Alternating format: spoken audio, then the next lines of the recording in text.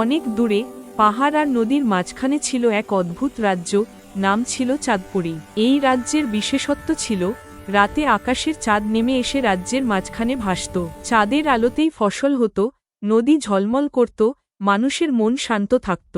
এই রাজ্যের রাজকন্যা ছিল খুব নীরব। সে হাসত কম, কথা বলতো কম, কিন্তু রাত হলে চাঁদের পাশে বসে থাকত ঘণ্টার পর ঘণ্টা। লোকেরা বলতো, রাজকন্যা বুঝি চাঁদের মেয়ে। এক রাতে হঠাৎ চাঁদ আর উঠল না।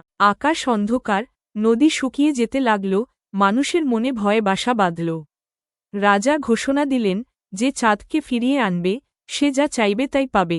অনেক বীর গেল, অনেক জাদুকর গেল, কেউ ফিরল না। শেষে রাজকন্যা নিজেই বেরিয়ে পড়ল। সে কোনো অস্ত্র নিল না, নিল শুধু একটা ছোট প্রদীপ আর নিজের বিশ্বাস। সে গেল গভীর বনে, যেখানে গাছ কথা বলে।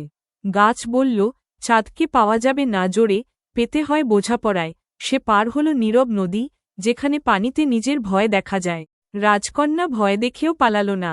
শেষে সে পৌঁছালো কালো পাহাড়ের চূড়ায়। সেখানে বন্দী ছিল চাঁদ, এক পাথরের খাঁচায়। চাঁদ কাঁদছিল।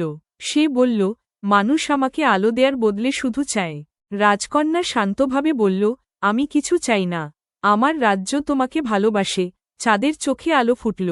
খাঁচা নিজে থেকেই ভেঙে গেল। চাঁদ আকাশে ফিরে গেল, আর রাজকন্যার কপালে চাঁদের আলো ছুঁয়ে গেল।